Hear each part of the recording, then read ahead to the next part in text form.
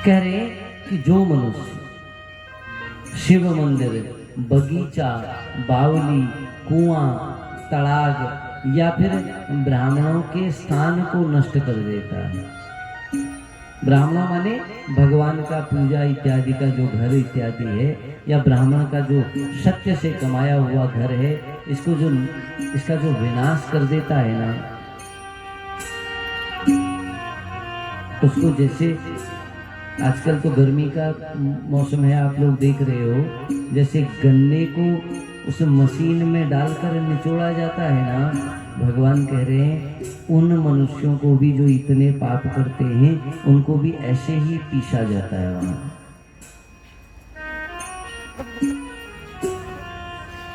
और जो मनुष्य अनेक प्रकार से अभक्ष्य का भोजन करता हो, जुआ खेलता हो, आदि से पीड़ित जो मनुष्य है, इसको भी नरक की आग में पकाते हैं यम के दूत। इसलिए जिसको पति से खूब गुस्सा आया ना, जुआ खेलने भेज दें, फिर वो यमराज ऊपर खबर अपने आप लेते हैं। वो तो कह रहे हैं हम आग में पकाएंगे।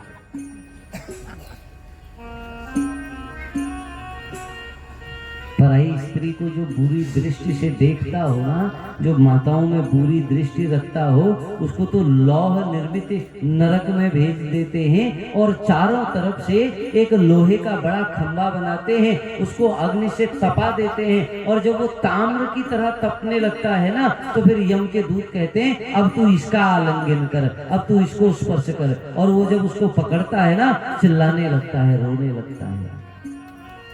जो मनुष्य माताओं में बुरी दृष्टि रखता हो, और जो लोग सज्जनों की निंदा करते हैं, ये श्रृण्वन्ति संता निंदा देखा कर्ण प्रपूरणम, जो शास्त्रों की, सज्जनों की जो निंदा सुनते हैं, यमराज के दूत उनके कानों में पिघला हुआ शीशा डाल देते हैं। सज्जनों की तो बुराई श्रवण ही नहीं करनी चाहिए।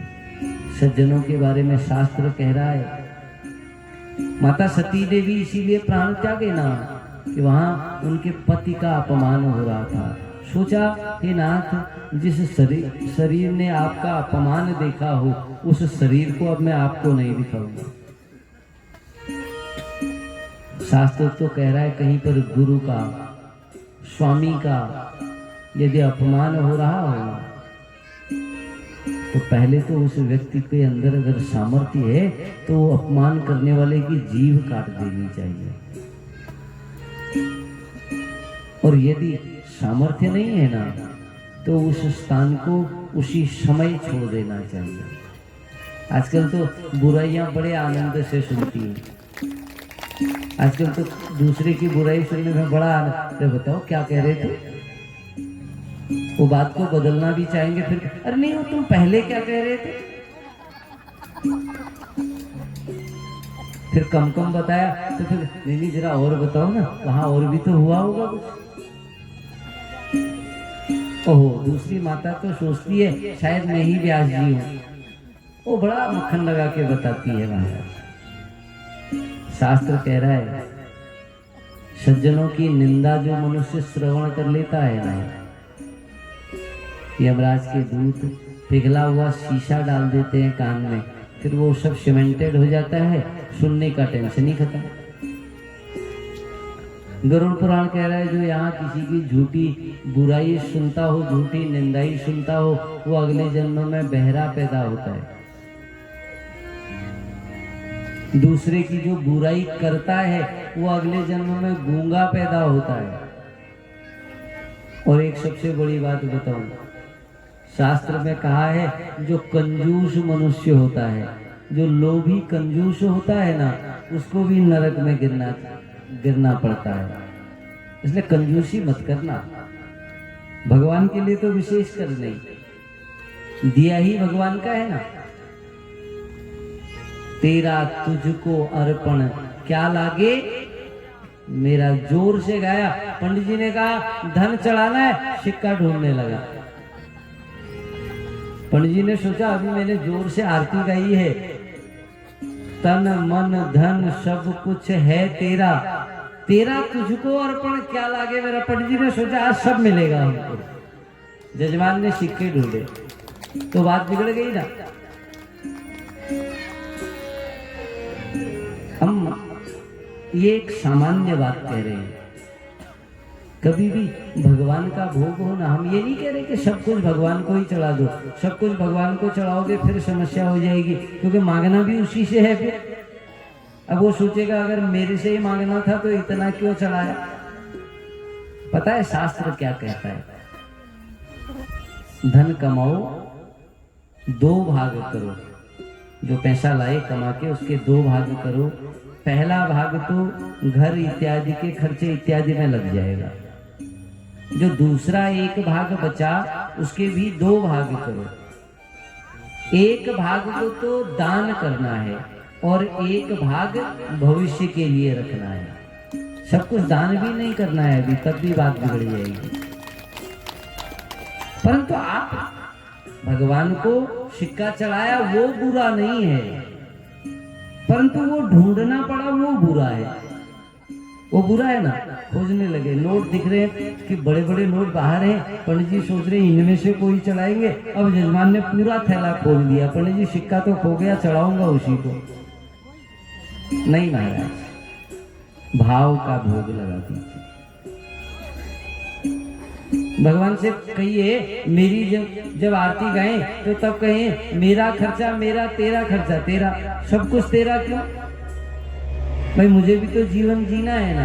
भगवान को भाव से चढ़ाया जाए, भाव को समर्पित की जाए। गरुड़ पुराण इसीलिए कह रहा है, कंजूस शब्द कहा, सामर्थ्य होते हुए नहीं करना, उसको कंजूस कहते हैं। भाई अब जिसके पास 10 रुपया है वो 1000 कहां से चढ़ाएगा? नहीं चढ़ा सकता वो 1000। और हम तो कहते हैं चढ़ाना भी नहीं चाहिए। कर्ज लेके दान करने का क्या लाभ?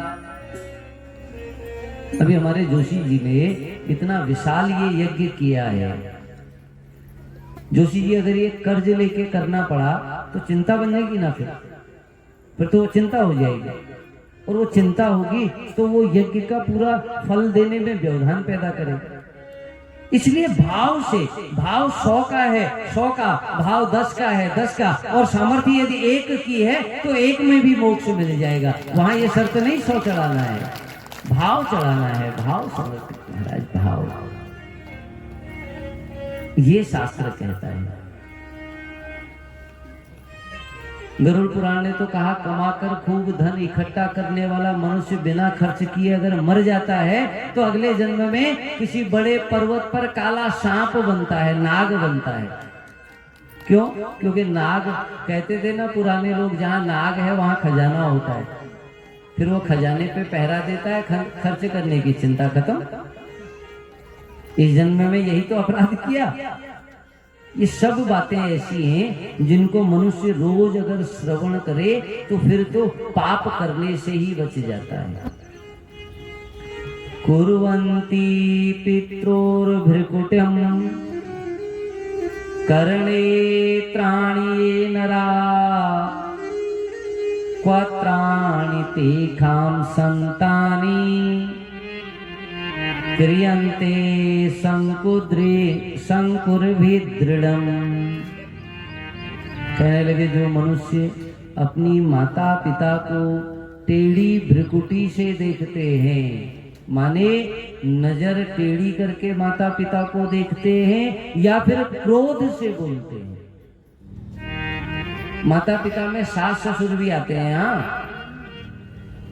अब बोले कई लोग तो बोले हमें तो नहीं, वो तो माता पिता की बात कही, हमने तो सास का गला पकड़ा है, तो हमको क्या आफत आएगी महाराज। उसमें सास भी साथ में जुड़ती है। यहाँ लिखा है, माता पिता को टेढ़ी नजर से जो मनुष्य देखता है, क्रोध से बोलता है या उनके ऊपर हाथ उठाता है या उनको डराने के लिए आंख दिखाता है, तो उसके मुंह में यम के दूत लोहे के शंकुओं से छेद कर देते हैं। इधर से छेद करके इधर निकाल देते हैं। बोले अब बोल, इसलिए नहीं महाराज, कम बोलो, पर जितना बोलो उतना सही बोलो, स्नेह दो। अब माता पिता को आंख दिखाकर डर जाएं, ऐसी गति माता पिता की भी नहीं है। इसलिए प्रेम से सबको, जब सबके घरों में ये बातें होने लग जाएंगी ना, उस दिन कोई नहीं कहेगा कलयुग आ गया है। सबके घर में अपने आप सत्य आ जाएगा जिस दिन इन बातों को हम मान लेंगे। कलयुग तो तब आता है जब हम अपने बच्चों को संस्कार देने में कमियां छोड़ देते हैं। और एक बात कहने लगे, परादारांश पश्यन्ति लुब्धास्तवेन चक्षुषा शोचिवे साग्न्य वर्णाभिस्तेखाम नेत्र प्रपूर्णम।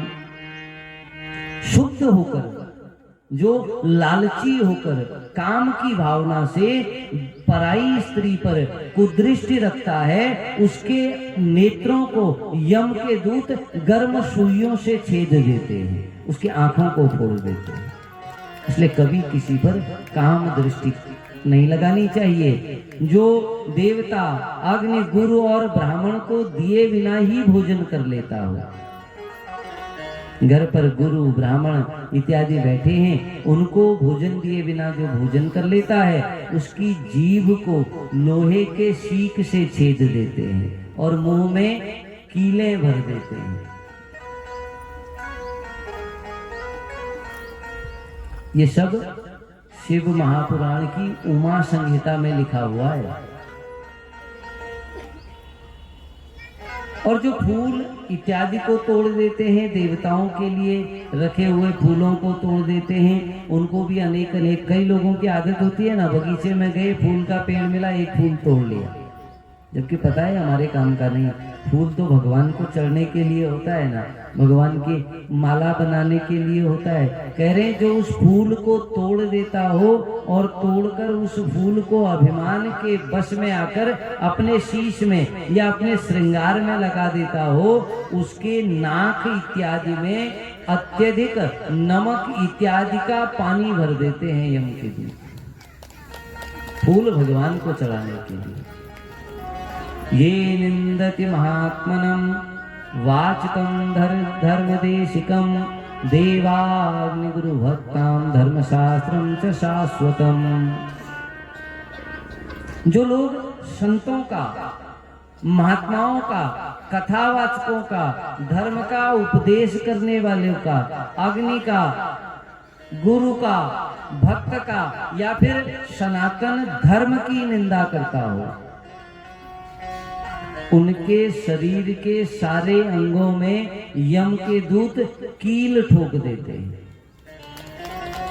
इसलिए धर्म की निंदा नहीं की जा सकती है। जो लोग दूसरों का द्रव्य लेते हैं और या फिर पैरों से ब्राह्मणों को छूते हैं, शिव की पूजा की संबंधी वस्तु, गाय और शास्त्रों को अपवित्र भाव से छूते हैं, ऐसे लोगों को यम के दूत नरकों में हाथ और पैर से बांधकर बहुत ही कष्टकारक दंड देते हैं।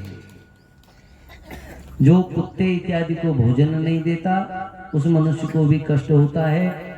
ये जो यम के मार्ग को जो जाने वाला रास्ता है, यहाँ पर दो श्वान रहते हैं, दो कुत्ते जो हम भोजन कुत्तों को देते हैं, ये उन्हीं के निमित्त निकाला जाता है। और उनका नाम है, एक का नाम तो है श्याम और दूसरे का नाम है शवल। जिसने अपने जीवन में कभी कुत्ते को भोजन न दिया हो, ये कुत्ते उसको बड़ा कष्ट देते हैं। उसके बाद बताया दान का फल, दान करने से क्या लाभ होता है।